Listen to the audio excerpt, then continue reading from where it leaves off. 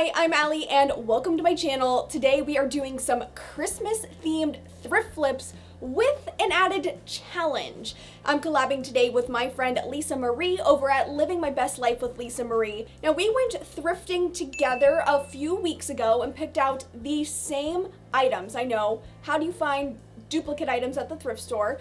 But we managed to do that, and so we are gonna make 3 DIYs for Christmas time using the same items. So the first item that I am tackling for this video is this weird pedestal bookend type thing that you see on the screen.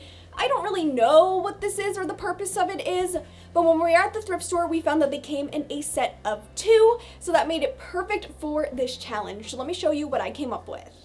First up, I wanted to remove this weird little piece that extends off the pedestal. I think these are bookends, and so I just used my screwdriver to unscrew them, and that's when I realized that this piece was glued on. So off camera, I did manage to break that piece off. It was very hard to demonstrate just because I needed to use a lot of force, but I did get it. And then my idea was to go in with a very popular trend, which is that fluted trend, and so I have all these little dowels from Dollar Tree and my Dollar Tree hacksaw, and I just measured this space between the top and the bottom of this pedestal and used the hacksaw to cut down all of the dowels to size. This took a lot of patience and my hand got very tired from all the sawing, so if you have access to a miter saw or one of these really cute mini miter saws, I definitely suggest it. It is now in my Amazon cart because I know how useful that tool would be. After cutting down all of the dowels, I then just used some light grit sandpaper to just sand off the rough edges from where I cut.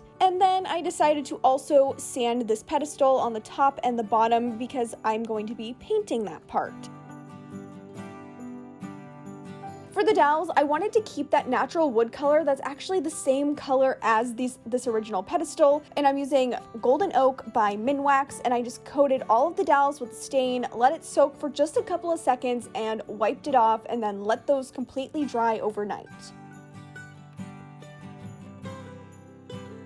As for the pedestal itself, I really love the look of that natural wood tone in combination with black, so I painted the top and the bottom as well as the back of the pedestal with some matte black paint. I did mix in just a little bit of white as well, so it wasn't so deep black, and also if you add a little white to your paint, it does help provide a little extra coverage with the paint. That is a fun tip.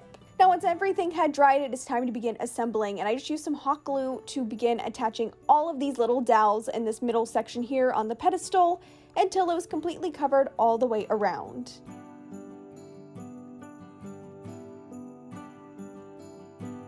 Then on the top of the pedestal, I just marked the center here, and I eyeballed it, but was very impressed when I brought my ruler in to find out that I put the X pretty much exactly in the middle, like right there. Do you see that? That's incredible. And then I just took my drill and drilled a hole right where I marked it. Next, I have this little faux tree that I picked up at Target. You can use any faux tree that you want. Now this one was glued onto a base, so I used my hacksaw to cut the tree from the base. I then filled the hole with a lot of hot glue and stuck the tree in and just held it in place until the glue cooled. And as a finishing touch, I added a cream and gold color bow to the top of the tree.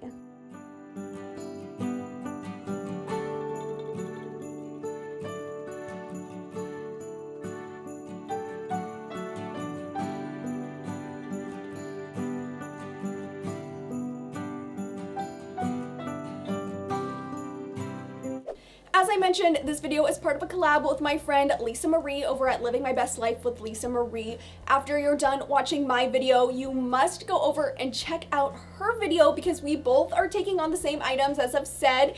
And so if you want even more inspiration or to see what she came up with for this challenge, that video is linked in my description box. And also don't forget to drop a comment to let her know that I sent you. The next item that Lisa Marie and I are both tackling is this white cabinet door, and it's a very simple blank canvas with lots of possibilities. So let me take you to this next project. For this project, I wanted to keep the white outer frame of the cabinet door, but paint the middle, so I taped it off using some painter's tape. And then I thought for my inspiration, since it is Christmas and red and green are Christmas colors, I'd mix together a couple shades of green with a little bit of black and also a little bit of white to make this almost chalkboardy green color, and I really like how this shade of green turned out. So I first painted on one coat of this paint and let that dry completely. Now, this is where I kind of was starting to feel like this maybe was gonna go wrong, because after the first coat of paint, I noticed there were spots where the paint was not really sticking to the cabinet door, and then I remembered I forgot to sand the middle section of this cabinet door before I started painting. So this is a bit of some foreshadowing here after I added the second coat and let that dry, and then a third coat of paint, and before that dried, I thought, this is the time to remove the painter's tape. Well, when I went to do that, it pulled off all of the paint on the cabinet door. So when that happened, I turned off the camera. I was able to peel up all of that paint and then go in with some sandpaper to rough up this area, basically put me back to the drawing board. But this time I was able to use a couple different grits of sandpaper to make this so that I knew the paint was going to stick to the surface. And I just repeated those steps, giving this middle section of the cabinet door 3 coats of this green paint that I mixed up. Luckily, I mixed up enough paint in order to do that.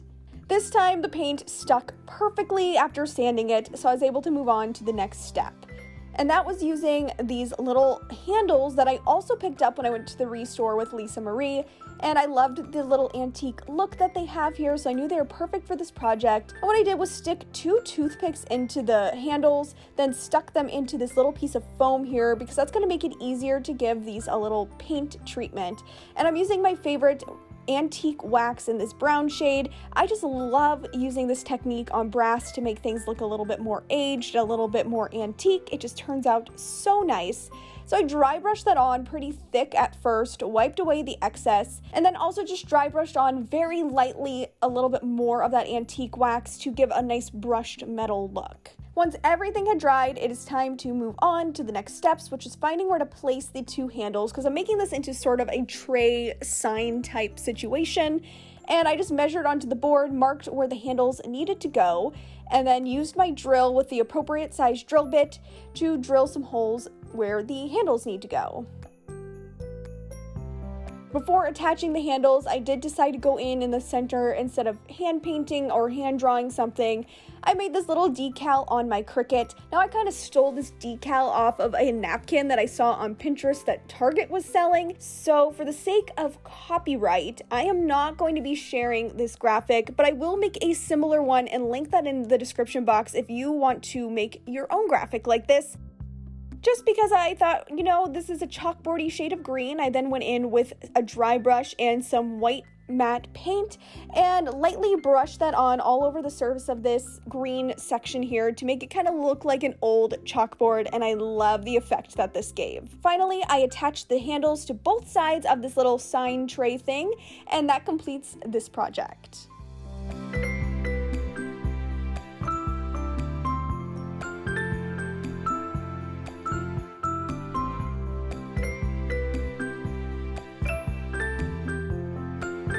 And finally, this item we both had a slight variation or difference of, but we did pick up a sheet of tile, and I picked out this square mosaic tile. I thought it was very pretty. I already had a project in mind when I grabbed this, so let's hop into the third project. This next project is a little bit more of a DIY Christmas gift idea instead of a Christmas decoration, but I'm starting out with this wood frame that I got from Joann's in the woodcraft section, and I just removed the inside pieces, so all I was left with was the wood frame. Now, I just love these little mosaic tiles that I picked up from the restore. I just think they're so pretty. I love the natural tones that they have. And what I did was removed each one individually off the sheet, because instead of putting them on with that little gap that's in between them for the grout, I wanted this to look like a mosaic type frame. So I could glue the little glass and stone pieces right up next to each other instead of have that extra space. In order to glue them down, I just used my favorite E6000 glue, and I just repeated this all the way around the frame. It's such an easy project, but I love the effect that this gave. It was also fun to play around with the patterns. For the most part, I tried to keep the tiles in the order that they were on the sheet, but in some cases I kind of mixed it up a little bit depending on the variation that I wanted. And also I was very lucky with this project that somehow these tiles fit almost perfectly all the way around the frame. We're doing 3 rows of tiles on all 4 sides, so that was a huge bonus.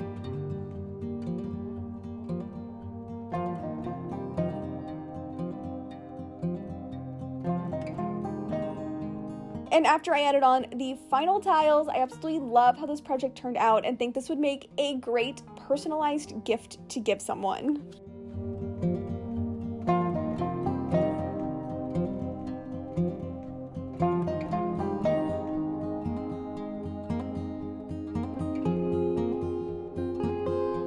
Don't forget to head to the description box and check out Lisa Marie's video so you can see what she came up with using these 3 items. And if you haven't already yet, I would so love if you'd give this video a like. That's everything I have for you in today's video. Thanks so much for watching, and I'll see you on my next one. Bye!